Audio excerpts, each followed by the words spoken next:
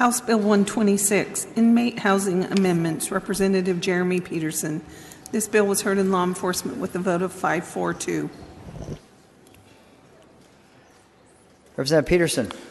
Thank you, Mr. Speaker. I would move first substitute House Bill 126.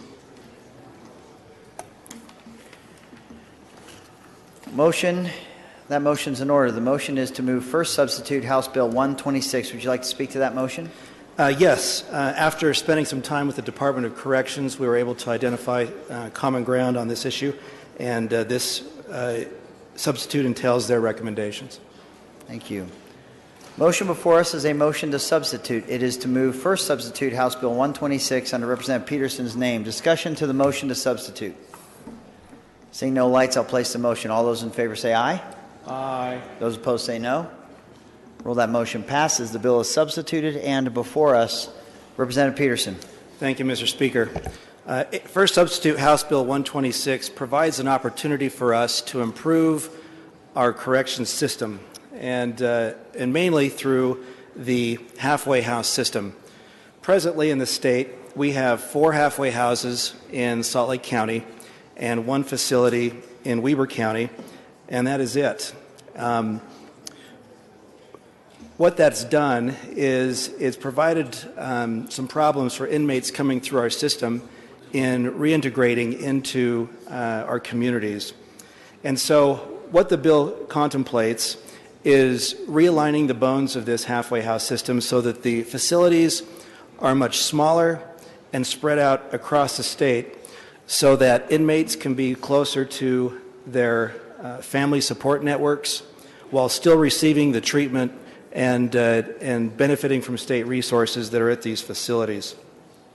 How the bill does this is it creates a cap based on the population of the counties or zones that the facilities would be placed in.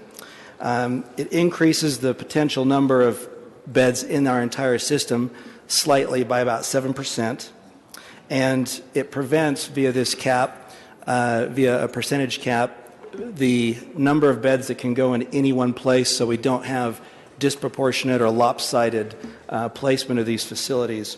The bill provides one-time capital for the construction of 4 new facilities across the state, and it provides funds for personnel to staff and treat the inmates that are coming through our system. Importantly, it gives the Department of Corrections a 5-year window to complete this, the implementation of this policy. And with that, Mr. Speaker, that is my presentation. Discussion to the bill. Representative Romero. Thank you, Mr. Speaker. I just want to commend the kind gentleman from Ogden. He and I kind of basically take on all the state's rehabilitation centers, and I have 2 homeless shelters in my district, and so I appreciate his efforts, and I really want to thank Corrections for working with him on this to find common ground, which is so important. So I'm strongly in support of this bill. Thank you. Further discussion. Representative Potter. Thank you, Mr. Speaker. I have a comment. Being from Cache Valley, we were for years and years very grateful that Ogden was always willing to take our inmates, and we appreciate that. So to my associate from Ogden, thank you very much. As it relates to this bill, it's time that the rest of us take our opportunity to take care of these people closer to our communities. The thing that made it positive for me is that the state was stepping in, or that this bill puts the state in a position for stepping in and taking care of this responsibility. It is important.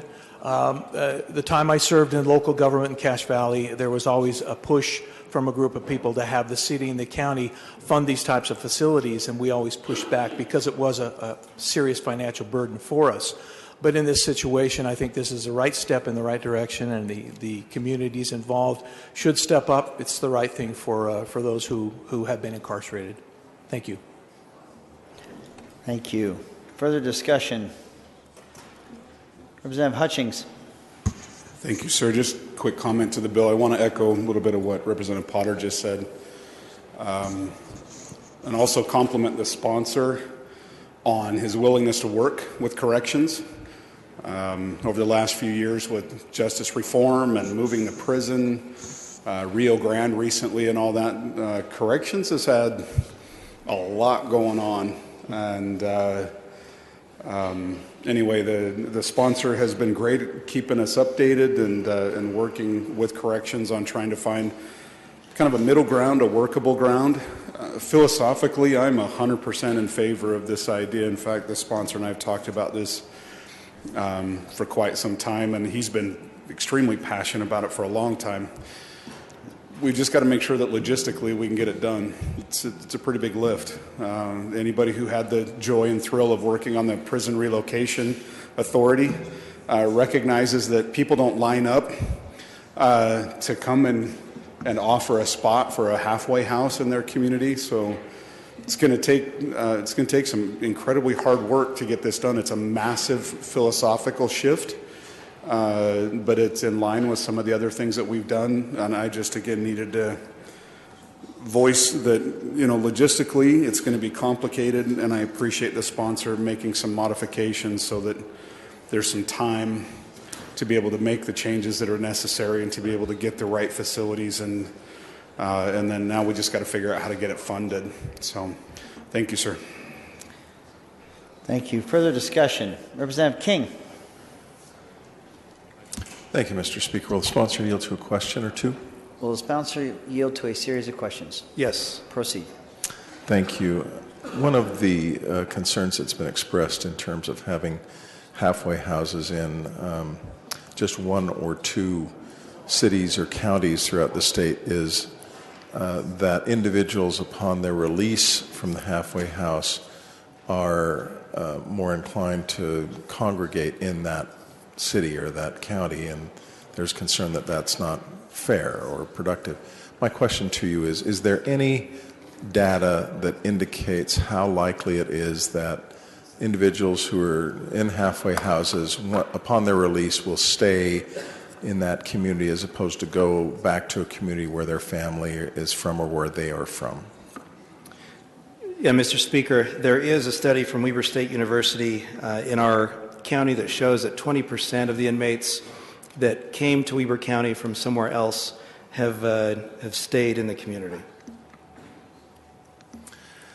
Mr. Speaker, I appreciate our good bill sponsors' efforts here in the sense of trying to make sure that there's an equal and fair distribution of correctional facilities, and these halfway houses are a type of correctional facility within our Department of Corrections in communities across the state. I think that the same could be said for affordable housing issues and homeless resource centers, and we've made efforts in that direction to distribute and disperse those resource centers throughout various parts of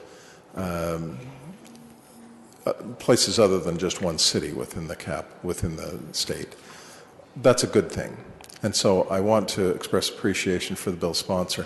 I do have some concerns about some of the underlying assumptions surrounding halfway houses and their impact on communities, but I think this is a step in the right direction. I appreciate it. I think the real challenge here, quite honestly, is going to be dealing with the fiscal note. Yeah. Further discussion. Representative Redd. Thank you, Mr. Speaker. Will the sponsor of the bill yield to some questions? Will the sponsor of the bill yield to a series of questions? Yes. Proceed. Thank you, Mr. Speaker. So, Mr. Speaker, with this particular bill, are there any restrictions on exactly what a halfway house, the physical attributes of a halfway house, and what they're supposed to be like? So the Department of Corrections has been given latitude on how their facilities look. I believe there's an expectation from the legislature and from the executive branch that these facilities have treatment. That's why we're moving the prison, is to improve the treatments that are offered to our inmates to help remediate problems that they have. Statutorily, I'm not aware of specific direction that is demanded of those facilities. And while an inmate is in a halfway house, is the inmate allowed to leave the place and go out and look for work or try to find jobs, that sort of thing? Yes, so the halfway house is a secure facility. So it's staffed with corrections personnel. There are limitations placed on the offenders, and so they will be given a schedule and a curfew and a time in which they are allowed to go out and work a job and a time in which they need to come back and go to sleep and start their routine over again. It's really meant to be a transitional space to get them accustomed to being responsible for their own schedule and behavior, coming out of an institution where that routine had been dictated to them, and then getting them out on their own so they can be productive citizens. Thank you, Mr. Speaker. One more question. It seems to me like this is a really a good idea to get people out decentralized into other communities where maybe there's more opportunities for them to get really good jobs and get their life back on track. I just wonder, let's suppose that a county jail has unoccupied areas of the jail that could be converted into a halfway house. Is that a possibility under this scenario, under this bill? Yes, in my discussion with the Department of Corrections, there is no statute that prohibits them from contracting with county jails. And in fact, it seems to make sense to us that they would use that ability to meet some of the deadlines that are in this legislation. So we're hopeful that that's utilized, but we did not want to tie the hands of the Department of Corrections because we wanted flexibility for them in order to achieve the goal. Thank you, Mr. Speaker. One just comment. Inside our county jails right now, we have these programs called work release programs where the inmates are allowed to leave sometimes for the whole week and come in on the weekend, or sometimes they come in at nighttime and go out to work during the daytime as part of their process of getting ready to get back into the full-time life in the community. And I've witnessed this firsthand. It works pretty well in many regards. It really helps people get back on their feet before they're just all of a sudden on their own. And I think if Department of Corrections can work with local communities to try and use local resources that are already there to try and make this work on a more spread out place where you're still trying to provide the treatment and the interventions for substance use disorder and any other kinds of treatment that you might be working on, plus employment, I think this is a really good idea because our employment opportunities are spread throughout the state. They're not just localized in Weber County or Salt Lake County. And I think that this may be a really good idea as we go forward to try and address not just safety issues in the community, but trying to integrate people once they're released from prison back into real life so they don't recidivate so much. And thank you for giving me this time to speak. Thank you. Thank you. Seeing no further lights, we'll come back to sponsor for summation. Thank you, Mr. Speaker. This has been an issue that has been near and dear to my heart for some time. And with the developments of Rio Grande and the homeless situation in Salt Lake and with JRI, we've recognized that many hands make light work. And this is part of that process. And I hope to have your support. Thank you. Thank you. Voting will now be open on first substitute House Bill 126, Inmate Housing Amendments. Voting will now be closed. First substitute House Bill 126, having received 62 yes votes, 5 no votes, passes this body and will be transmitted to the Senate for its consideration.